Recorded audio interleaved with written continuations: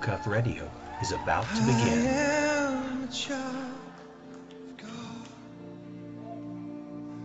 Everybody loves a hero. I believe there's a hero in all of us.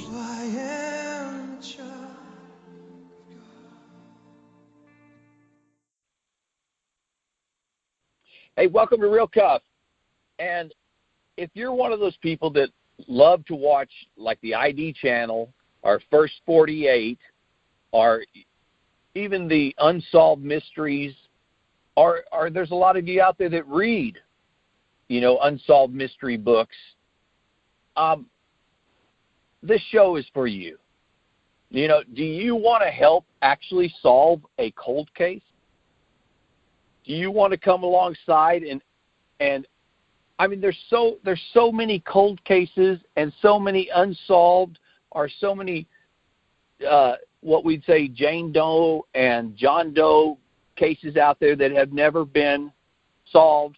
And so today I'm interviewing Dr. David Middleman, and he is the CEO of a company called Othram, and it's a Texas-based company.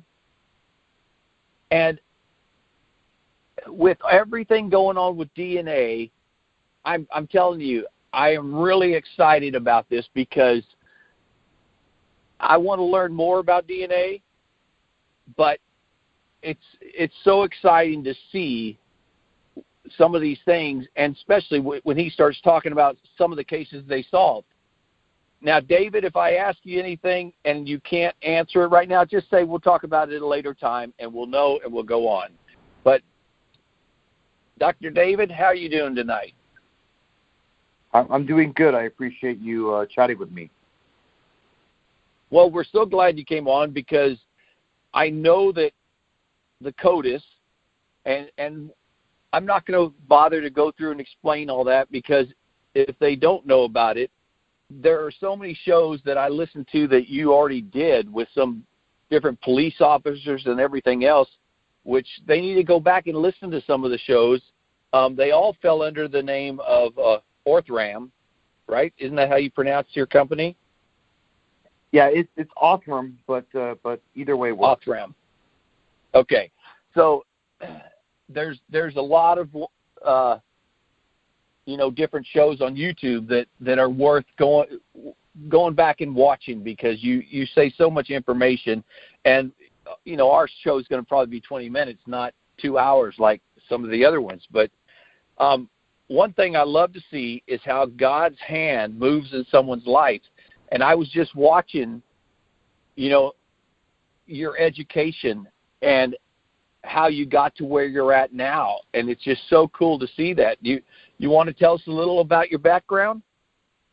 Sure. I suppose it's a series of lucky accidents that got me to a spot where I could work on this current problem of solving, helping law enforcement solve cold cases and some of these unsolvable crimes. But my background is genetics. I've worked in DNA testing most of my life. I started during this project. It was called the Human Genome Project. I worked on it in the 90s, and it was this effort to figure out what human DNA looks like. What's the sequence of DNA letters that make up a human being?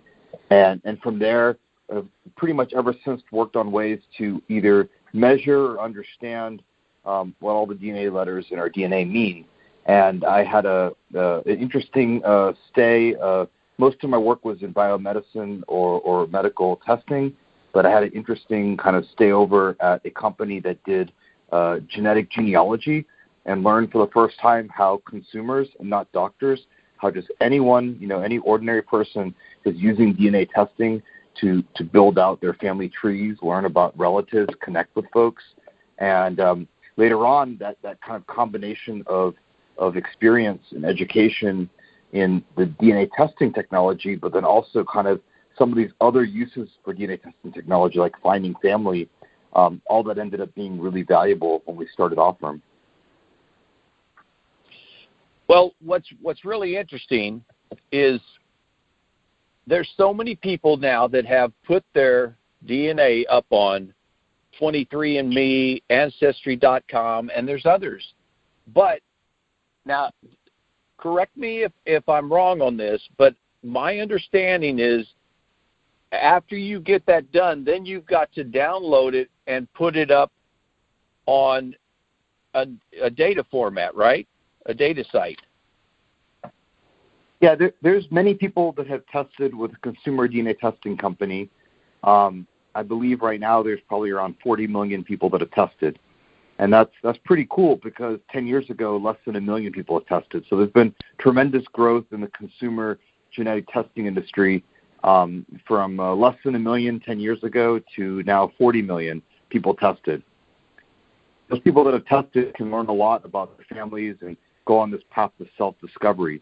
If they want to help solve a cold case, they have to take an extra step right now in that they would generally download their data and upload it to databases that work with law enforcement. And they would opt in so that their data could be used in a search, not just to identify family, but specifically for law enforcement to identify victims or sometimes perpetrators to crimes. So there's that extra step, as you mentioned, in downloading the data from the provider that generated it in the first place, and then opting in and making it accessible to investigators that work to try to figure out who is at a crime scene.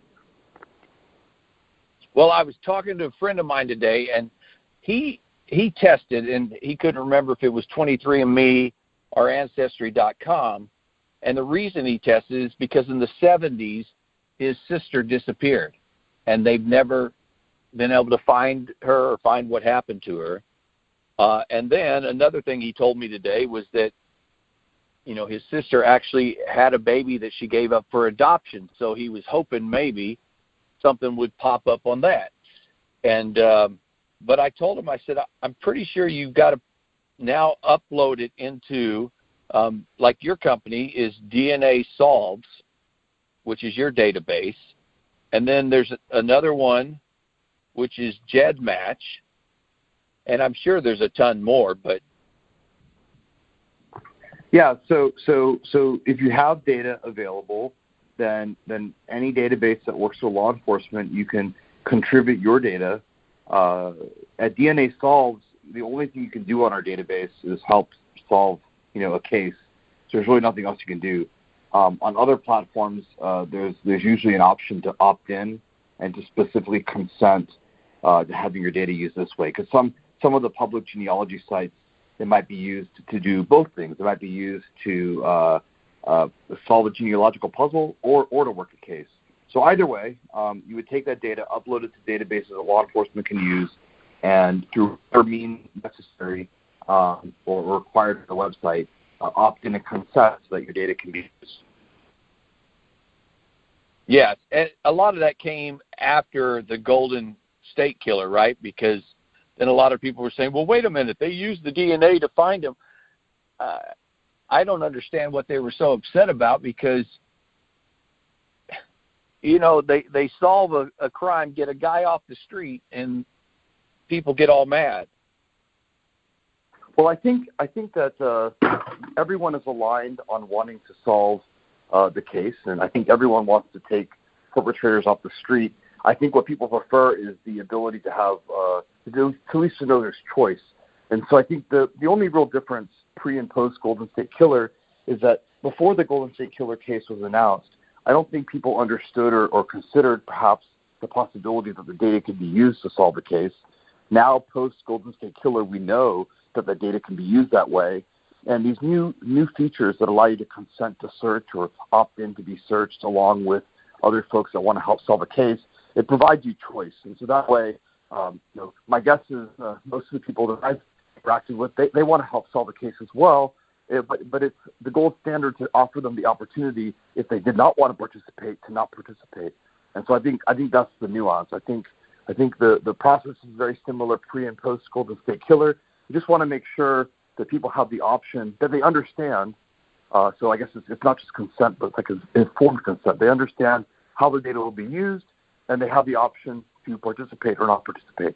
But I'm very encouraged because it seems like most of the folks I've seen have been very excited to participate, and generally it seems that the total number of folks consenting seems to be increasing. So every time You hear a good story, a case gets solved, an unknown person is identified and returned to family, a criminal's taken off the streets. Every one of these stories, each of these pieces of good news, I think, excites and energizes folks and motivates them to then pay it forward and contribute their data to help solve the next case.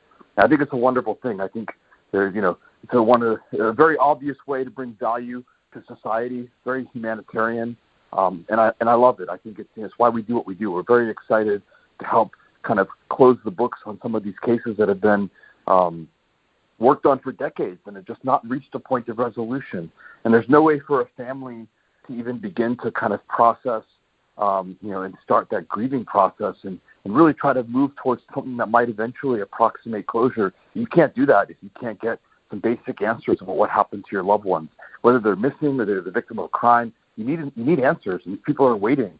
They wait even decades later. It's interesting because a lot of the cases that we have helped law enforcement bring to closure, a lot of these cases, some of these are half a century old, and there's been family that are still there waiting to know what happened to the person that was important to them. So anyways, I think these stories should be told. It's important to tell these stories because it kind of contextualizes why all of us do what we do. And generally, I think that gets people excited about trying to help and be part of the next solve. Well, one of the stories, talking about people that submitted their DNA, the guy that was in the lake for 7 years. You want to tell us a little about that story? Yeah, there was an unidentified man. His name, we ended up figuring out he was Rodney Johnson. He was a homicide victim, actually. So he had gone missing in the late 80s, and that was the end of the story of Rodney Johnson. He went missing in the late 80s, and unrelated and in the parallel timeline, in the 90s, some fishermen were out on the lake. It was Lake Stickney, and in Snohomish County, and they find his body that's surfaced. It had been weighed down in the lake, and it had probably been there. Now we know probably for a good 5-7 years, and this body had surfaced. Obviously, was not recognizable, not in good shape, but the body had surfaced. And when the medical examiner looked at the body, they found bullet holes in the back of the skull. So this wasn't someone that just fell into a lake. This is someone that was a homicide victim. He was shot, and then after being shot, tied down with something that weighed him down and kept him underwater for all these years. And after his discovery in the 90s, he spent another over 20 years on the shelf at an ME's office because there's just not a lot of clues to go on when you find parts of someone that has been submerged for decades, for years, and then after that, just unidentified for decades further. So this is a case where all other leads were explored, and there weren't a lot of leads to begin with. They were exhausted. Conventional DNA testing, search through CODIS, all that stuff that you'd expect to be done was done.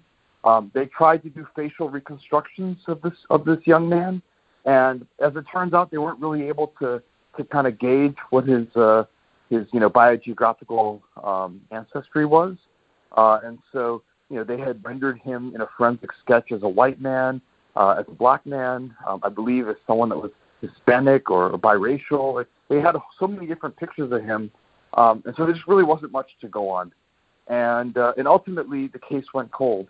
So we got involved with Snohomish County and worked with the law enforcement officers and the medical examiner's office, and we did some testing, and we did this. There was very little evidence in this case.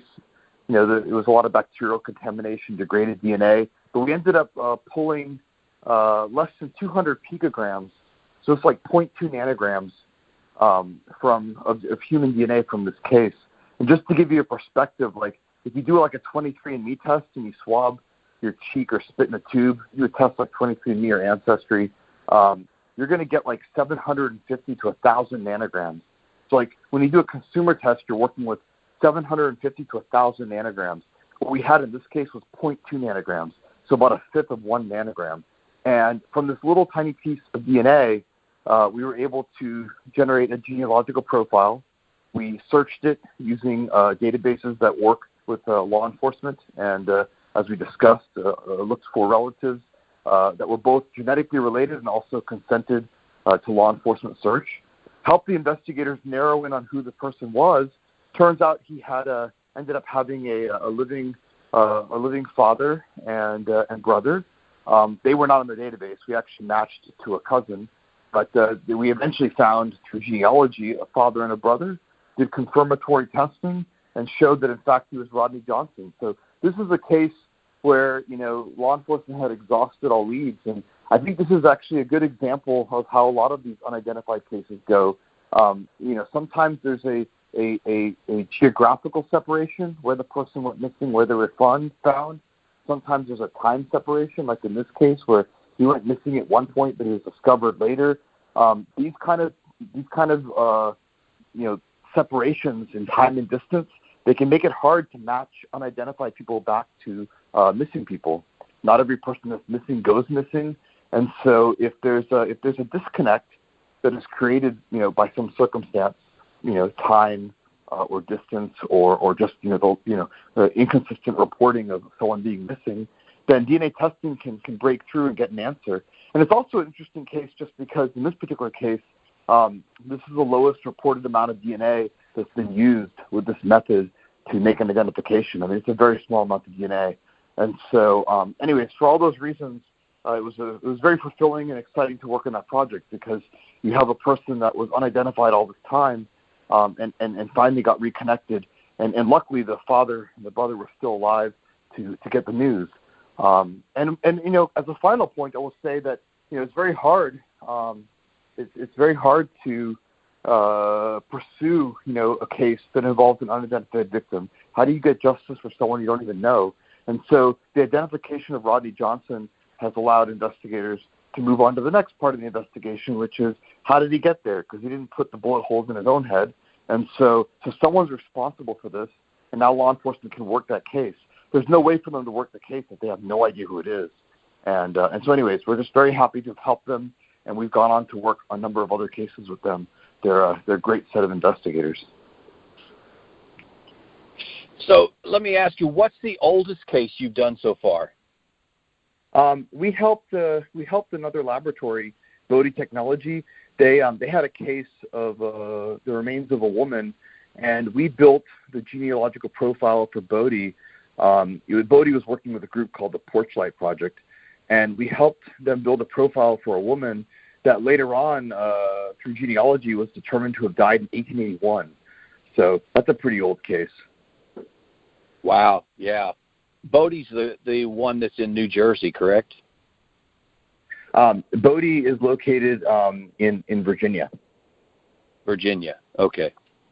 So I definitely want to talk about the Walker case. That's one of my favorite ones, and I guess just because I remember that as I was a teenager when that happened, and it was just kind of devastating because you're watching this unfold and nothing ever happened about it, and that happened in 1974, I believe it was. I believe, 1974. And then, so y'all just helped them solve this last year. Yeah, it was 2020. The Carla Walker case it's interesting how that case unfolded. Paul Holes, who was involved in helping apprehend the Golden State Killer, he had a TV show in which he had covered, a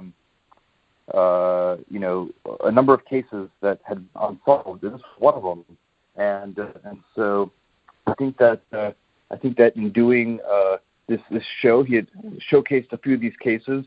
This one was here in Texas. We talked to him, and he said that they had actually already tried advanced methods.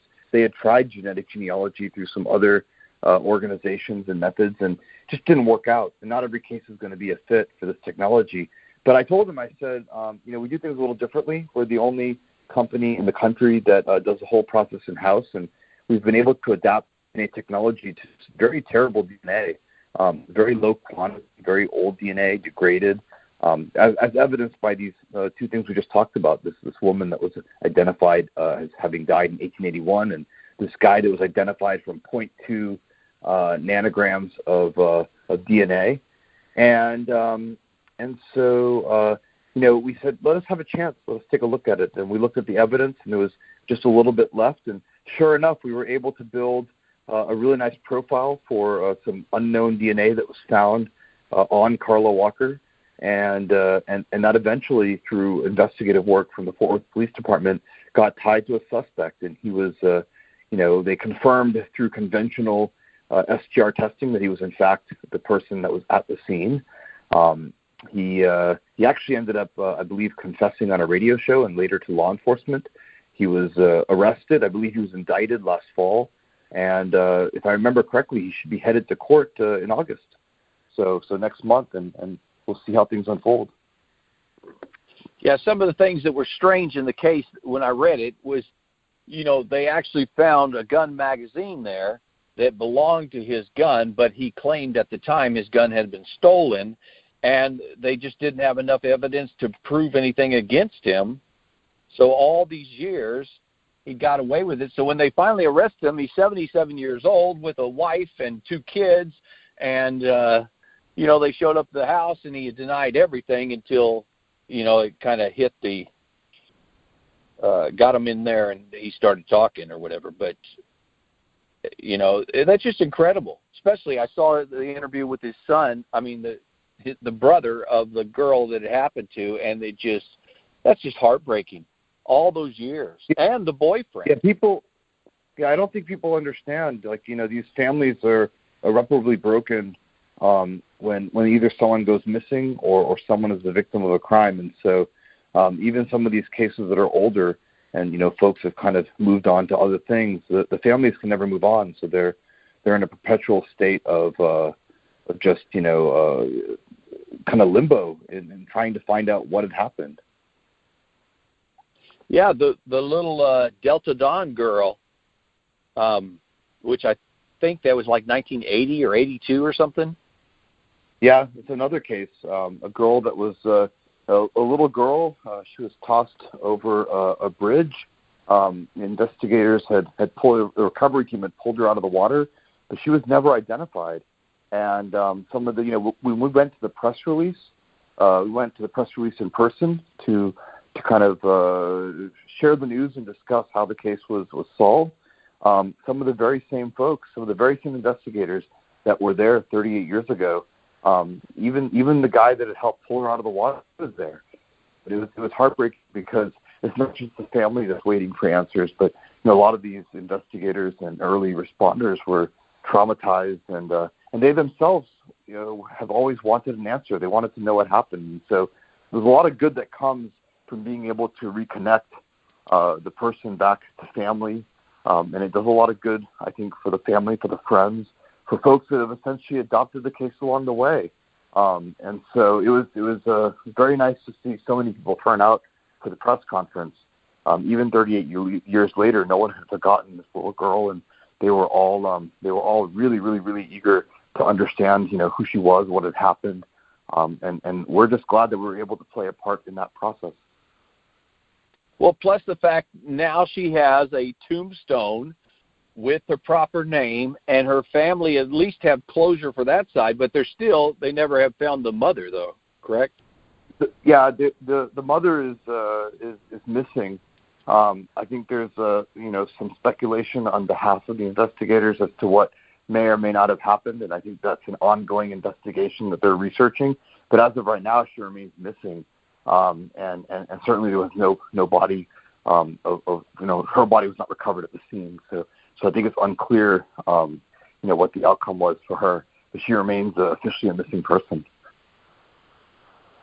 Well, that will be chapter 2 of this case to figure that one out. But okay, so I want to talk to you. Go ahead. Well, I was just saying, I certainly hope so. It would be good to be able to put a name to all the folks that are unidentified or missing. Right, and there's a lot. So I've been talking to a lot of the nurses at the hospitals that I'm at, and they kind of feel the same way I do. I think it was back in the 80s where they had us all trained on these rape kits, and I didn't realize the rape kits were just kind of going on the shelf and they weren't being tested. So they ended up with a backlog of rape kits.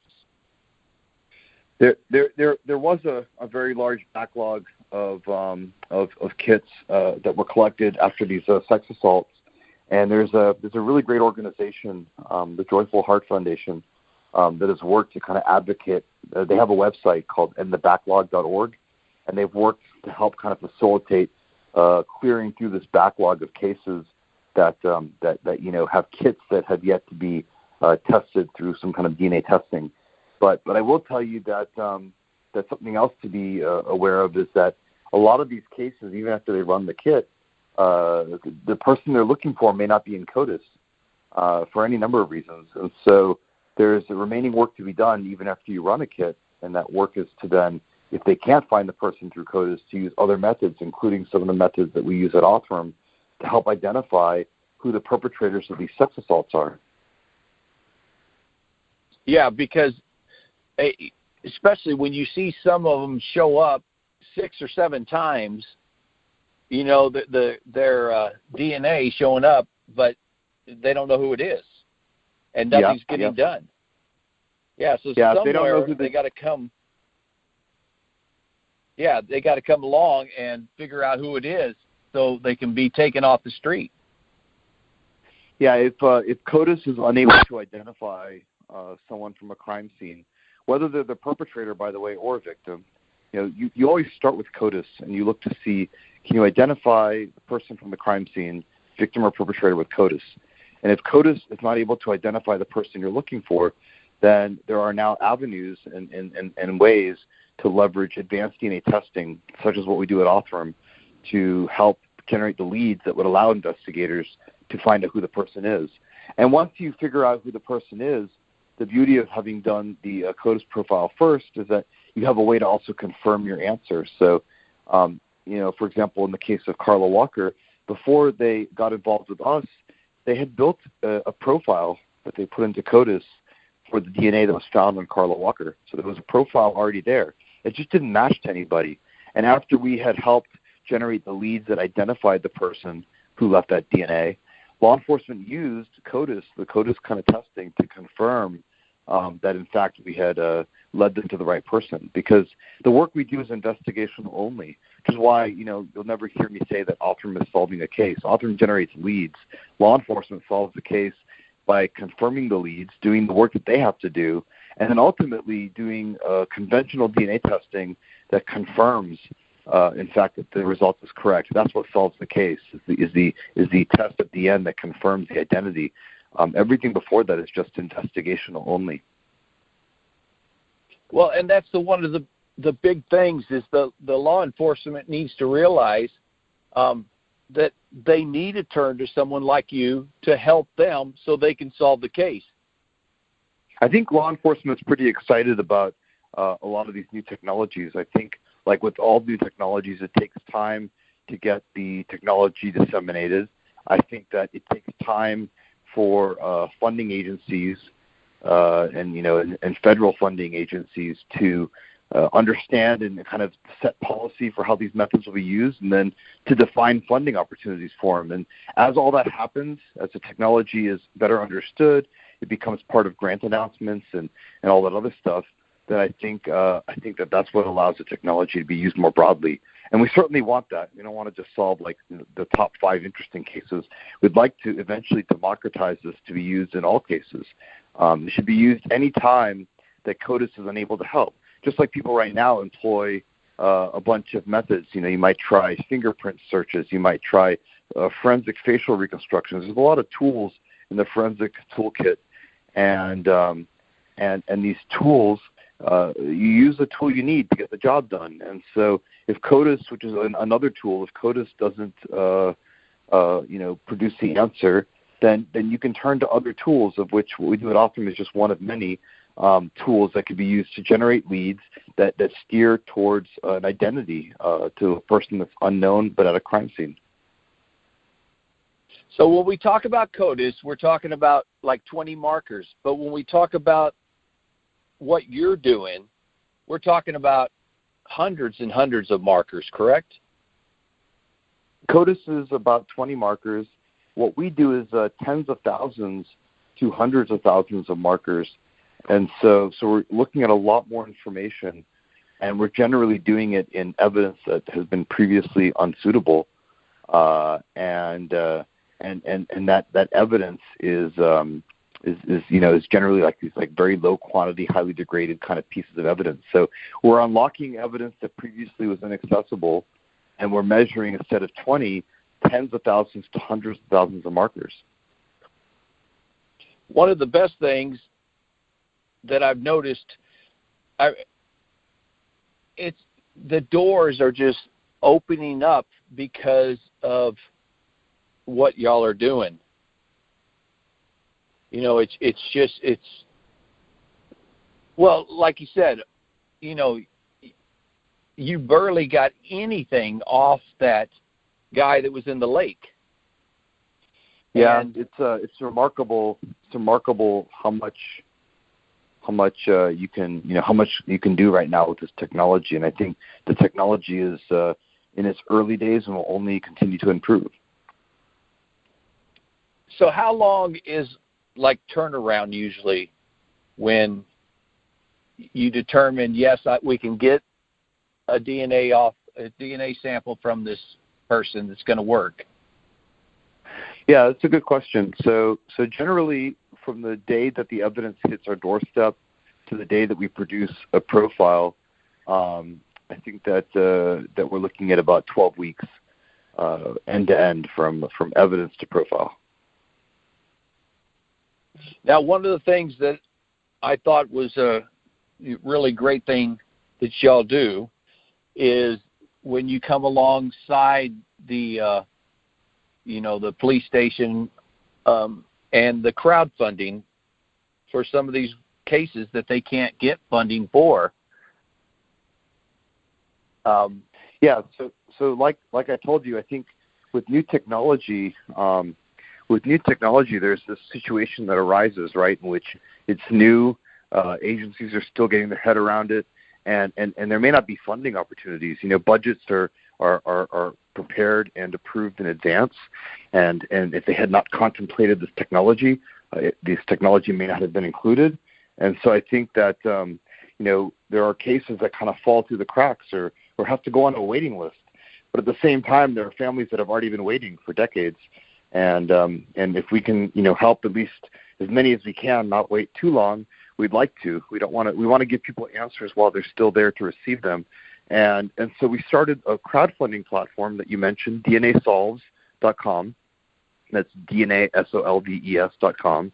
And the way that works is that law enforcement, if they have a case they don't have funding, we'll post it and allow anyone to come in and help contribute towards getting that case funded. And it's been very, very effective. We've been able to help restore identities for a number of unidentified folks. And anyways, we love doing it. And anyone can get involved in DNA Solves. And even if you don't want to contribute necessarily to a case, just sharing the story, spreading it around on social media, getting the word out. We've even had cases where just getting the story talked about has led to leads or tips that have helped crack the case. So we're very excited about DNA Solves. I think it has a lot of potential, not just to help fund, but also get the word out on cases. And you kind of think of it like a Crime Stoppers tip line. And again, we've had cases where we just by sharing the story and keeping the case alive in the minds of people has led to someone to come forward and say, I know something about this person. Here's who they might be. And you just never know. You never know if you're one tip away from getting the information you need to kind of help bring this person who's unidentified back to their family.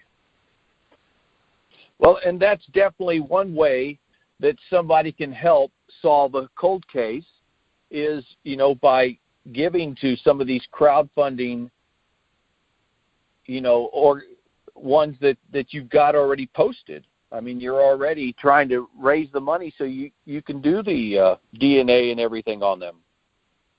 Yep, that's correct.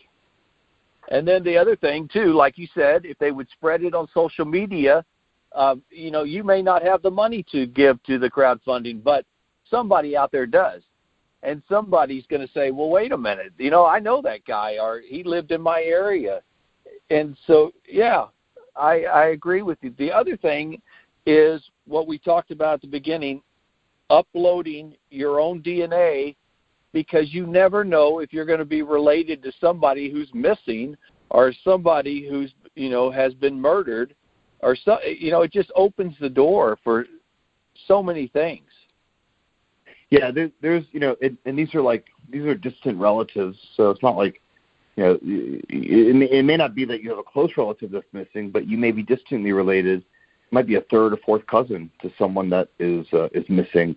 And these aren't necessarily the kind of folks that you'd have over for Thanksgiving or family reunion, but in the kind of framework of genetics, we're all kind of genetic cousins.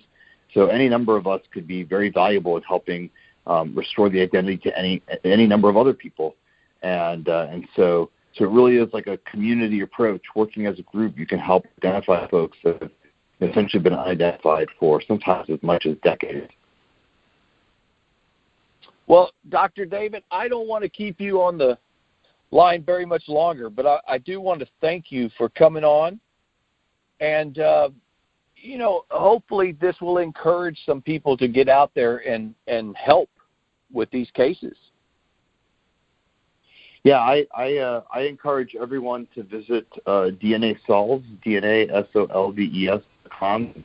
We're always excited to get as many viewers over there as possible, and we love feedback. We have a Facebook group called DNA Solves Advocates, and you can join that group and kind of provide feedback, get involved in other ways. And I appreciate you having me. I'm always happy to talk about the technology or the cases. I think it's a great cause. There's 25 of us here at Othram, and we're all really fired up about trying to bring as much good as we can to as many cases. So it's always a pleasure to talk about any of these things. Also, if there is some police officers that need to get a hold of you, how do they do it? You can get a hold of us either through Othram.com, or our email is solve, SOLVE, @Othram.com. So either emailing us or just coming to Othram is the best place for a law enforcement officer to start. And then again, for the general public, the best place to start is DNASolves.com. So yeah, happy to get in touch with anybody from law enforcement or the general public, as it's kind of a team project. We're working as a huge group to kind of take these cases and transition them from unsolved to solved. Well, once again, I want to say, Dr. David, thank you so much for coming on today, and I look forward to getting some feedback on what people thought of the show, and hopefully seeing some more stuff go forward and seeing more cases solved. Absolutely, yeah. We post all of our updates and cases that were solved using our technology. Anytime we're allowed to post an update, we post it on DNASolves.com. But anyways, I really appreciate it, and I'm happy to come back and chat again about cases in the future. All right. Well, that's a wrap.